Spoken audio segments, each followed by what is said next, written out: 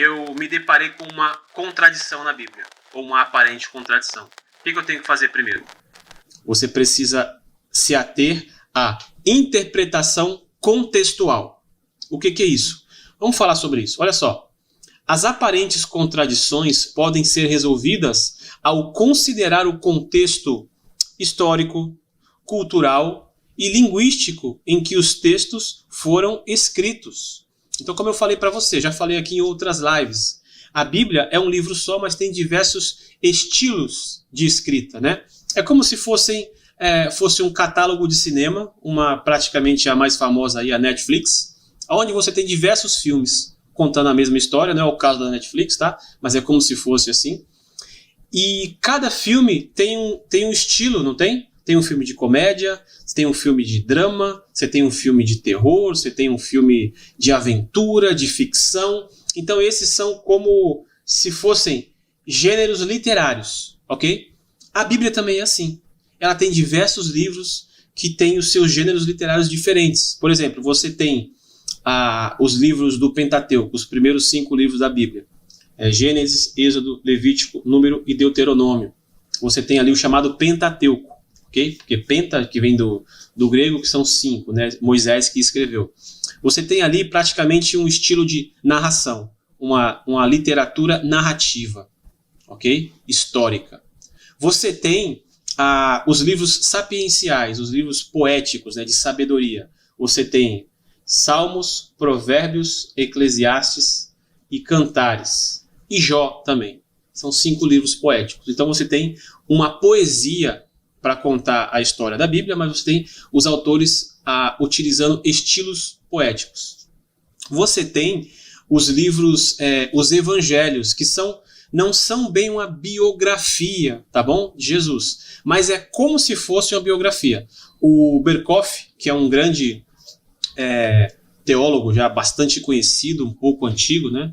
E muito respeitado até hoje, ele diz que os evangelhos não são uma biografia de Jesus, tá? Mas são histórias contadas a partir de relatos das testemunhas com um objetivo só, que era falar daquele ponto específico que eles abordaram. Então você tem Mateus, Marcos e Lucas falando praticamente do mesmo ponto de vista, tá? Mais ou menos.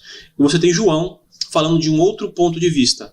Os 4 estão falando sobre a obra, o período humano de Jesus, né? Enquanto Jesus encarnado na Terra. Só que os evangelhos são diferentes do estilo dos Salmos e são diferentes também do estilo do Pentateuco e também são diferentes dos livros proféticos. Você tem diversos livros proféticos na Bíblia, os maiores e os menores. Isaías, Jeremias, Ezequiel, Daniel, Oséias, Joel, Amós, Obadias, e aí vai. Então, existem vários gêneros literários. Então, primeiramente, você precisa levar em consideração esse estilo literário para saber se você não está interpretando uma coisa que é estilística do texto ou se é literal.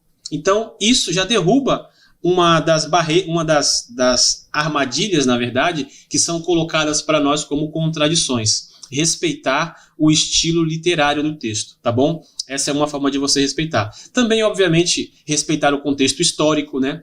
Você tem, por exemplo, no Antigo Testamento, o povo de Israel oferecendo, até o Novo Testamento ali, ainda no começo dos Evangelhos, você tem o povo de Deus adorando a Deus por meio de uma oferta de sacrifício de animais mesmo, animais de verdade. Animais eram sacrificados, imolados e entregues ali num ritual chamado sistema sacrificial, estabelecido por Deus, né? Mas só que aquilo acabou com a vinda de Jesus. Quando Jesus veio, morreu na cruz e ressuscitou, ele se tornou o sacrifício único e definitivo. Então não era mais necessário sacrificar animais. E sim você sacrificar-se, né, digamos assim, a Cristo com o seu próprio coração, com o seu arrependimento, com a sua busca, com a sua sinceridade, enfim. Então o sistema sacrificial foi abolido. Mas isso é um relato que você entende por causa da história, do contexto histórico. Porque se você entender que pessoas na igreja hoje, por exemplo, começam a restabelecer o sistema sacrificial, você vai falar, opa, peraí, alguma coisa está errada. esse sistema já foi abolido com a vinda de Cristo. Então você tem também essas aparentes divergências, aparentes contradições por causa da história, tá? E também da cultura, os costumes, né? Tipo de roupa, postura perante a sociedade, as autoridades, que mudam, os tipos de autoridade mudam, o princípio permanece, mas as relações são diferentes. Por exemplo, hoje você tem relações trabalhistas, né? Você tem contrato social. Naquela época não existia. Então você tinha alguém que impunha a sua autoridade, e se você não obedecesse, ou você virava escravo, ou você ia passar necessidade. Então tem o contexto histórico, cultural, o linguístico também, né? E também o contexto literário que eu já falei para você, que se encaixa no contexto linguístico. E aí, tudo isso, você entendendo essas coisas, você consegue já ver, não é tão bem uma contradição, na verdade é um problema histórico, é um problema cultural, é um problema linguístico.